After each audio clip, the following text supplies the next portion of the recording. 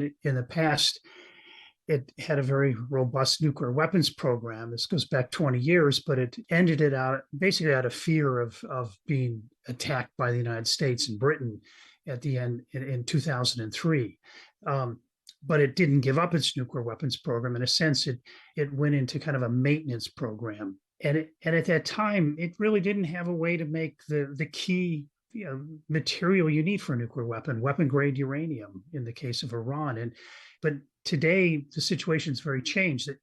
They still have that underground nuclear weapons capability, the capability to make a nuclear weapon, but now they have the ability to produce large quantities of weapon grade uranium, which, looking back, that's really the long pole in the tent of making a nuclear weapon. So today Iran could make a nuclear weapon if it wanted to in a pretty short amount of time. You say, David, if it wanted to. What's stopping them then? Why might they not want to? There's many reasons. Fundamentally, I think they're very worried that they will be attacked by Israel with the support of the United States. Going for nuclear weapons could lead to severe destruction of much of their country.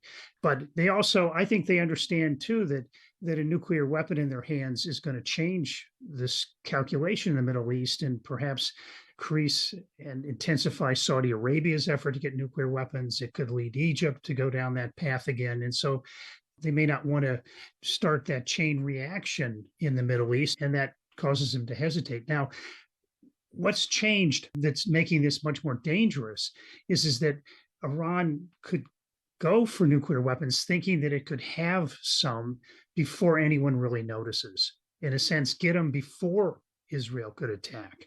And so that's a very different dynamic than we've ever had with Iran. There's always been kind of this warning time that we would have that was seen as maybe a year or more. But now we're faced with incredible tensions and Iran that could move to build nuclear weapons rapidly.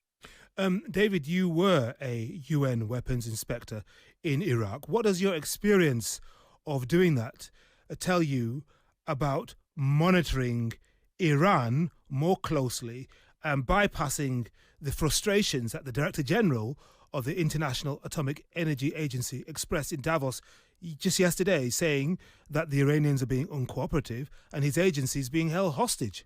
It's very clear, and my experience would tell me this, that Iran is not cooperating. It has secret nuclear weapons related activities, secret nuclear weapons activities. It's been lying intensely, and it's refusing to cooperate with the inspectors and trying to weaken the inspectors' ability to see what's going on. Now, that was the situation in Iraq in the early 90s. They fought the inspection effort. They were hiding things. Everything had to be, it was like pulling teeth constantly to get any bit of information. But then Iraq changed. There was a son-in-law of Saddam Hussein that defected, and that led to suddenly Iraq being very open about its nuclear weapons effort. And you could really make progress in understanding it and really getting rid of it.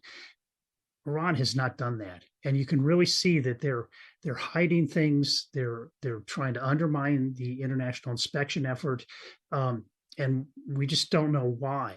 I mean, is it to protect their big lie? They always deny ever having had a nuclear weapons program. It's an incredible lie that they do, even though it's obvious to everybody that they're lying. But they maintain that, and maybe they want to continue. They don't know how to, in a sense, climb down out of the tree. Well, don't they say that they simply want nuclear power, cleaner technology? And